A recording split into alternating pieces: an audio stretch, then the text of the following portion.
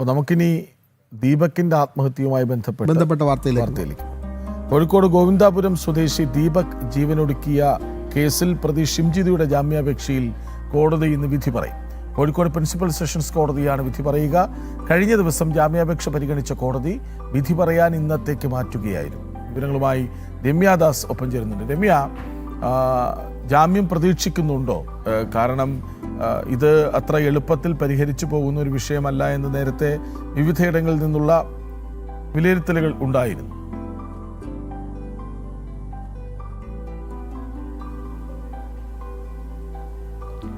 തീർച്ചയായും കൃഷ്ണരാജ്, ഈ ജാമ്യാപേക്ഷ ഇന്ന് കോടതിയിൽ ഈ ജാമ്യാപേക്ഷയിലാണ് ഇന്ന് കോടതി വിധി പറയുക.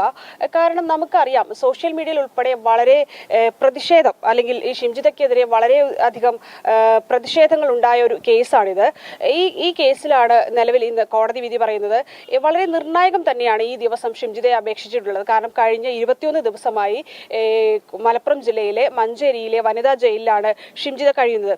കഴിഞ്ഞ ദിവസവും ഈ കേസ് പരിഗണിച്ചപ്പോൾ കൃത്യമായി തന്നെ കോടതി ഈ രണ്ടുപേരുടെയും പ്രതിഭാഗത്തിന്റെയും അതുപോലെ തന്നെ വാദിഭാഗത്തിന്റെയും വാദങ്ങൾ കൃത്യമായി തന്നെ കേട്ടു.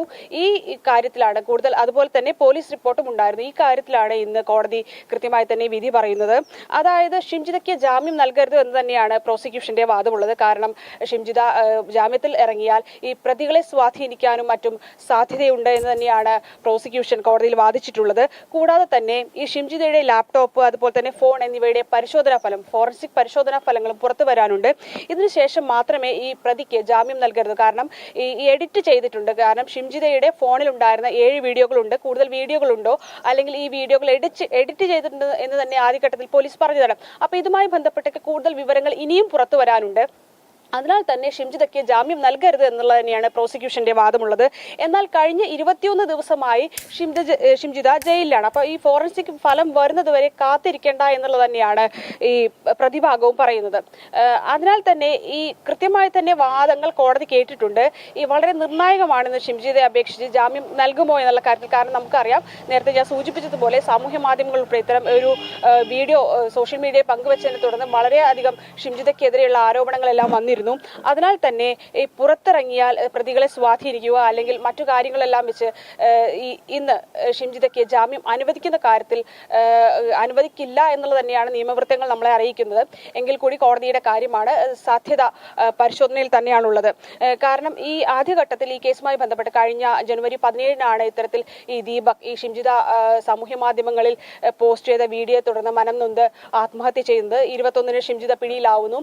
തുടർന്ന് ആദ്യഘട്ടത്തിൽ കുന്നമംഗലം മജിസ്ട്രേറ്റ് കോടതിയിലായിരുന്നു ഷിംജിത ജാമ്യാപേക്ഷ നൽകിയത്. എന്നാൽ 27-ന് ഈ ജാമ്യം നിഷേധിച്ചു തുടർന്നാണ് ജില്ലാ കോടതിയെ ഷിംജിത സമീപിക്കുന്നത്. നിലവിൽ പല പ്രാവശ്യങ്ങളിലായി ഷിംജിതയുടെ ഭാഗം കോടതി കേട്ടു.